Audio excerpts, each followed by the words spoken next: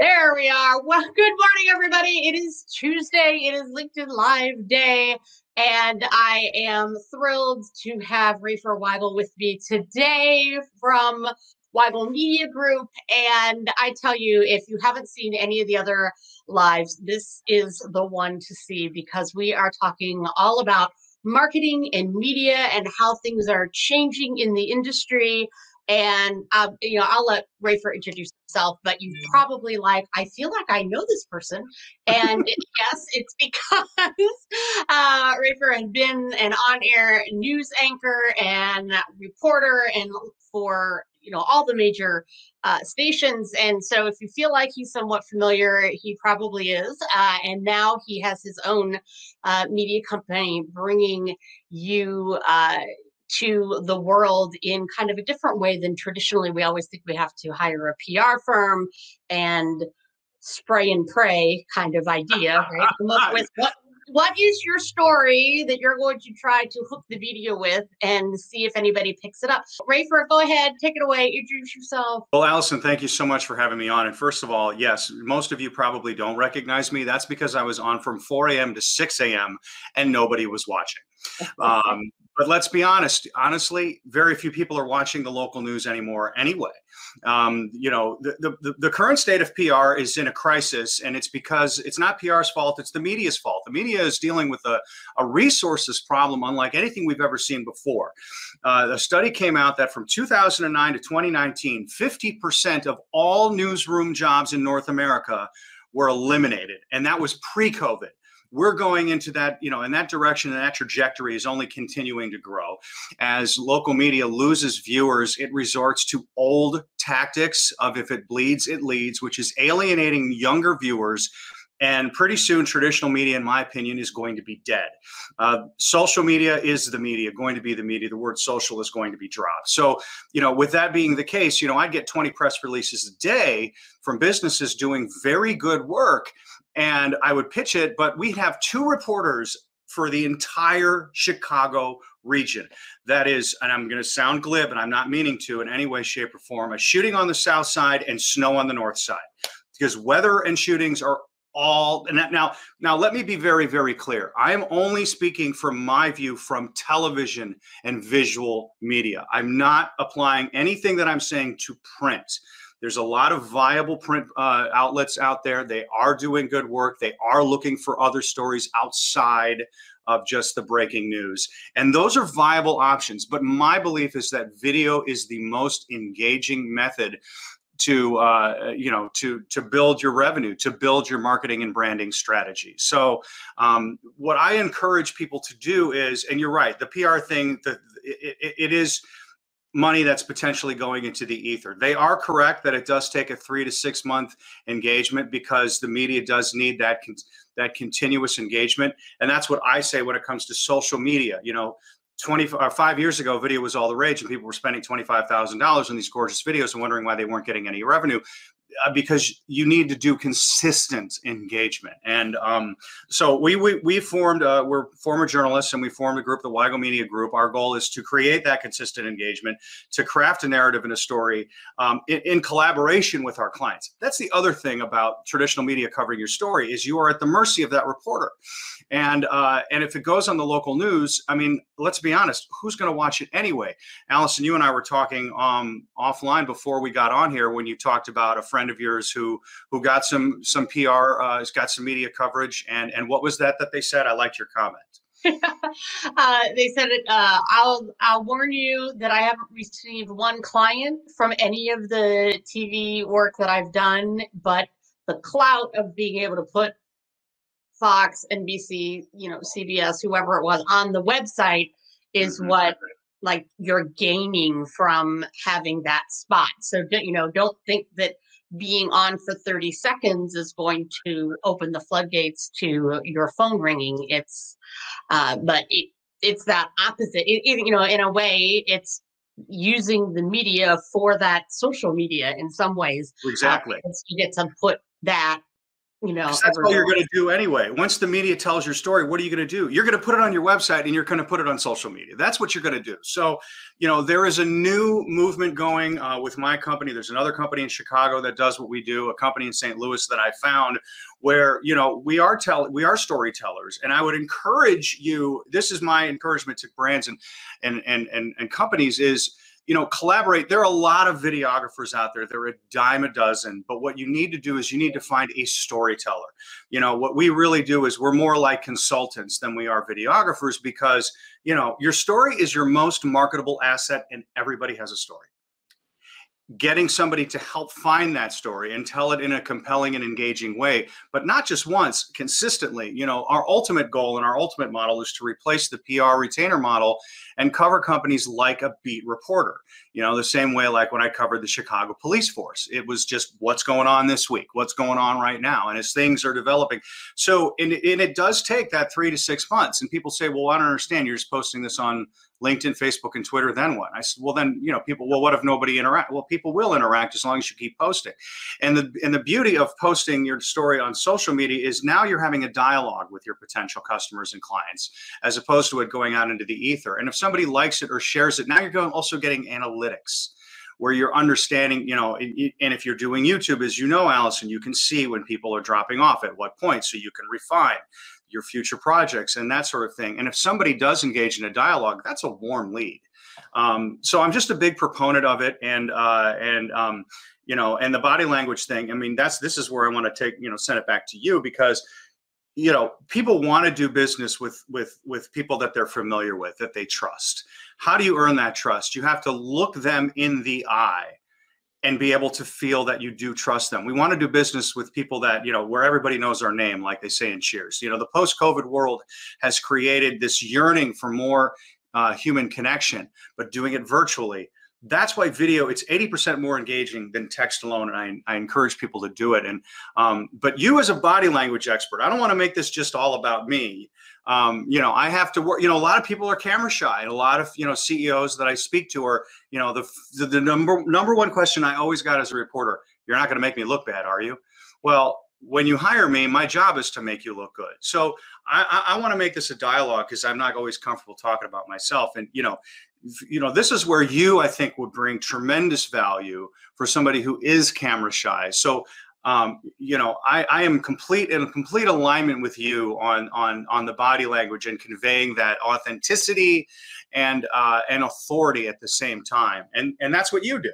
Right. Well, I just want to give a quick shout out to Marie, who's out there, who is loving the storyteller idea. So I would say body language wise, the biggest thing that I work with, I was just working with a CEO actually who they had, hired the team to do these videos, really wasn't happy with the first one necessarily that came out. And so luckily they brought me in to be that person that could give the confidence and relax, on camera kind of thing.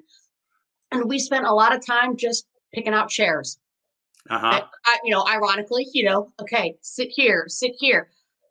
Particularly this woman's very petite. Having, finding, because the first video they put her on one of those tall stools, with the little seats. I was like, oh, you can't be on one of those things. Right. Because, you're like perched up there and your feet are trying to get on that little bar, that little, thing, and you're trying to get there and then perch and all that. And I was like, oh, this is not good. And ultimately for the video, the second one that they did, we had her standing because we found that she was a lot more comfortable just standing and talking versus sitting.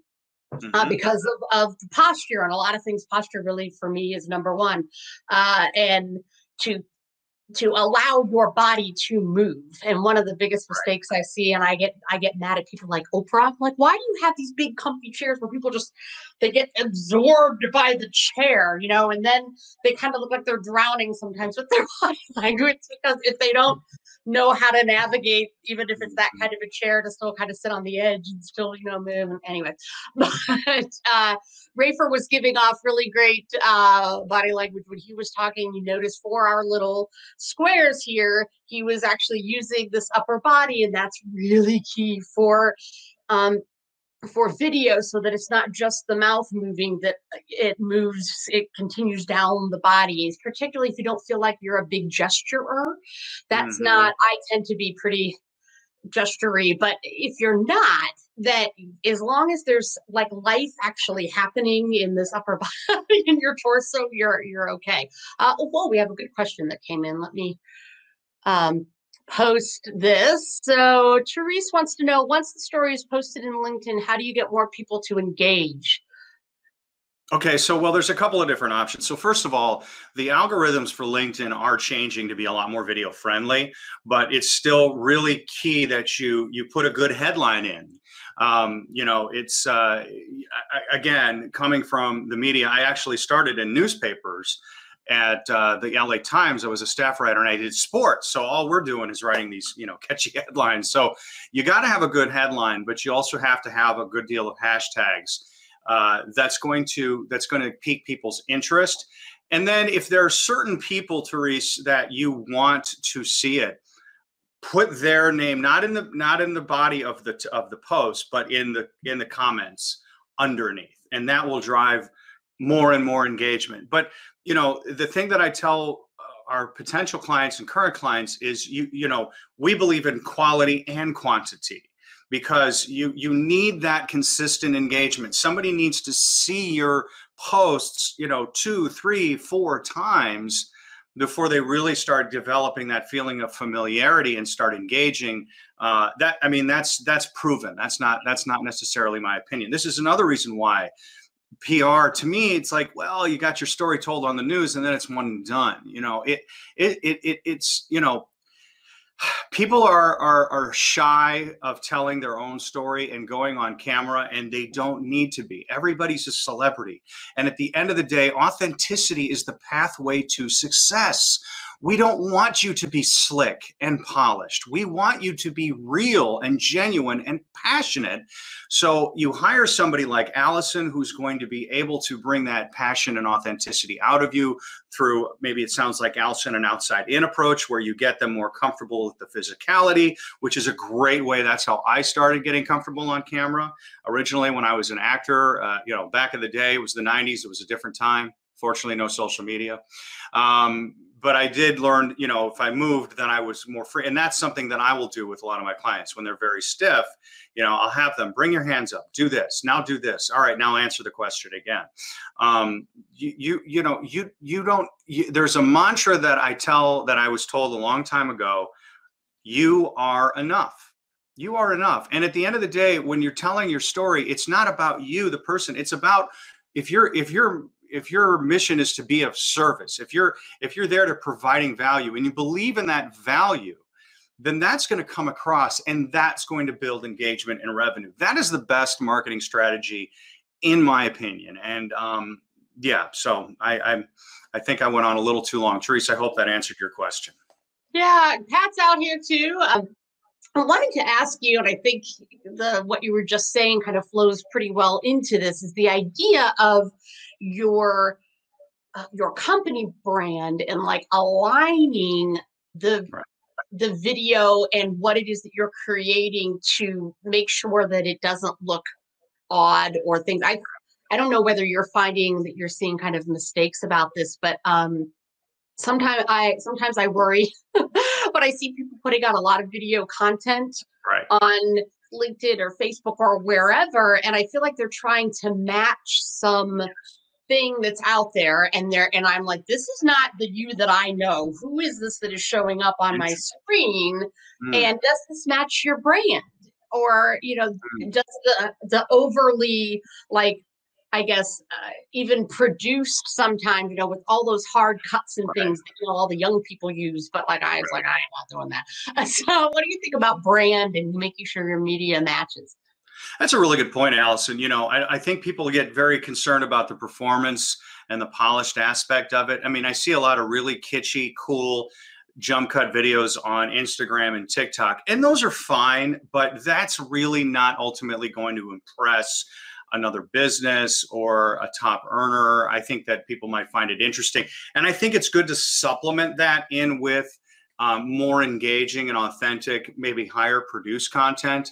But yeah, I mean, it's like if somebody is performing or reciting, then I mean, gosh, our BS meter right now is through the roof. It is. And if we feel like somebody's talking at us rather than with us or to us, it's like we will disengage. So, you know, this is why I do feel that people like yourself and the way that we approach it at Weigel Media Group really is a very important differentiator when you're talking about telling your story. Because, you know, I mean, just to give a window into our creative process. So we really do, you know, documentary filmmaking as advertising, journalism as marketing. And it's a very simple model. We set up a couple of cameras, A and a B camera, and I simply interview the people and I ask them questions about what drives them, what they're passionate about, why they do what they do. And eventually, I mean, I'm going to be honest, I just did one for a law firm, and the woman was so stiff and so in her head. And I thought of you, Allison, because she had her hands clenched like this the entire time. And then midway through, she did one of these and she like kind of opened up. She was so worried. She was a lawyer and she was giving closing arguments in front of a jury. And I'm like, no, you're talking to a friend of yours right now who's sitting across from you, going through this, you know, family lawyer, a divorce. And, you know, now and so by having somebody like yourself or somebody like, you know, like I said, there's a million videographers out there, but finding a storyteller or someone with a journalism background who knows how to interview somebody to get them to feel comfortable, that's going to bring out your authentic self. You want to create something that's polished, but you just, in order to be authentic, you need to let your guard down and you need to relax, and you need to collaborate with someone that you trust and be able to take it off of your plate and put it in hands like, you know, yourself. I mean, obviously you're there on those shoots, I'm guessing, when the camera is rolling to help them through the process, right, Allison? Right. Yeah. I was there on the, you know, day of just really, and a lot of it is just moral support or Right. a little bit more than, you know, I mean, I don't want to get in the way of the videographers or certainly, or, you know, on what they're doing, but some of it's also like, you know, I may take them aside and say, hey, let it run. Right. Ask questions and maybe even ask the same question pretty much the same way, but slightly differently so that they just keep talking, and then maybe, you know, you'll get a good 2 or 3 minutes out of 20 because they'll eventually relax. At least with this particular person that I was working with, you know, the last 5 minutes anytime we practice, because, you know, I bring in my own video camera. It's not fancy, but I was like, you have to get used to seeing that dot. Right. Or, you know, you have to get used to feeling pressure of the camera being on you. And yes, our recommendation is to utilize both still and video. And we usually do a video a week. We like to start with a 2-minute, no more than 2-minute branding video of a company's mission, culture.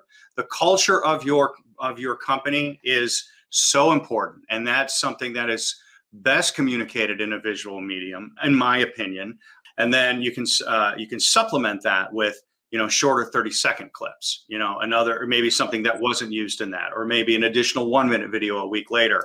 And then if you sprinkle in some stills, I mean, that's so simple and so easy to do and so cost effective. But we ultimately want to work on a retainer model that is less than what a PR retainer fee is. But ultimately what we are giving is tangible results. The last thing that I will say is, you know, what I'm also proposing in terms of telling your story independently of the media, these also work as good internal communication tools as well in terms of building the culture, because now so many people are working remotely from, you know, different parts of the country. So communicating brand values is not only important to build potential revenue and engagement on social media, but it's also important in building morale, in my opinion, for companies as well.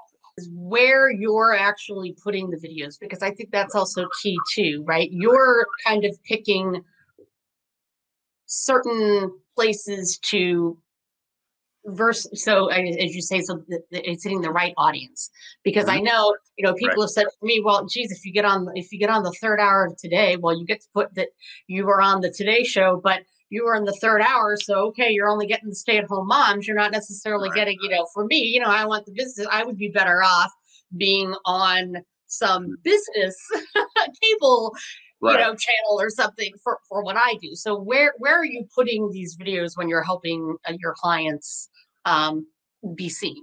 Well, so what we've done in order to manage that relationship end to end, as opposed to being a one and done video storytelling company, is we've also partnered with social media managers and advertising companies as well, where you can get those in a pay for play situation directly to the audience. So we work with a car dealership down in St. Louis. They're doing a video campaign where, I mean, and this is just, I mean, to me, it's so big brother now with how creative assets can get to a target audience, that they paid $5,000 a month for 220,000 engagements, and we geofenced around their competitors, the other car lots, and put in keyword searches in Google and keyword searches. So based on the words that they type in to Google or the websites that they visit, it pings a satellite, and then the video is beamed down to their phone on any web browser they go to, except Facebook, because that's walled. But you go to any other website, then boom, the banner, will appear on their phone when they go home. The phone talks to the modem. They go to the computer, they watch a YouTube video. Those videos that you see, the commercials to start off in the beginning.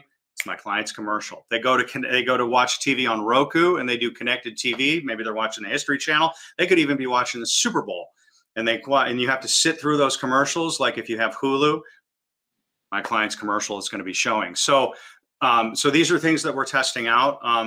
The majority of the clients are using the video as a tool just for their website initially. And then they'll put that on Facebook. They'll put that on LinkedIn. They'll put it on Twitter. And then maybe they do one or two more. We really do encourage the whole social media strategy aspect of it. I mean, it's free. Social media is free. So, it's really just about being consistent with your engagement and the quality of your content. You can do that for a low price point. I look at it as, well, you never know who's going to necessarily see it. You always, and I also look at it as a training ground in a lot of ways. Right. The more you get on there and Mm-hmm. and do Instagram Live, which I don't do really a lot of Instagram Lives, but I've started embracing TikTok of all things, Yeah.